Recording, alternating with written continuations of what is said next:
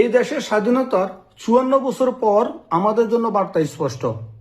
সেটা হলো, এই দেশে সৎ হলে, মানুষের পাশে দাঁড়ালে, পরিবর্তনের কথা বললে আপনার জন্য পুরস্কার গুলি। যে ছেলেটা নিজের স্বপ্নকে দেশের স্বপ্নের সঙ্গে মিলিয়ে নিয়েছিল, যে তরুণ সৎ রাজনৈতিকবিদের প্রতীক হয়ে উঠেছিল, আজ তাকে রক্তাক্ত করা হয়েছে রাস্তায় প্রকাশ্যে নির্লজ্জভাবে। এটাই আমাদের রাষ্ট্র ব্যবস্থাপনা, রাষ্ট্রের বাস্তবতা।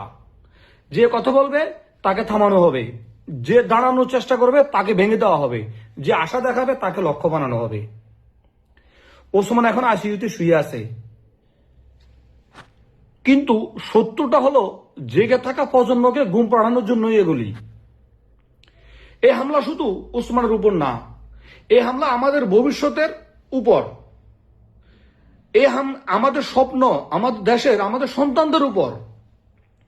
আজ চুপ থাকা মানে আগামী দিনের ট্র্যাজেডিকে আমন্ত্রণ জানানো। আজ ওসমান হাদির নাম উচ্চারণ মানি ভয়কে অস্বীকার করা।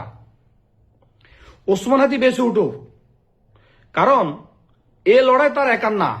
এই লড়াই এখন বাংলাদেশের জাতীয় লড়াইতে পরিণত হয়েছে। We are Osman Hadi.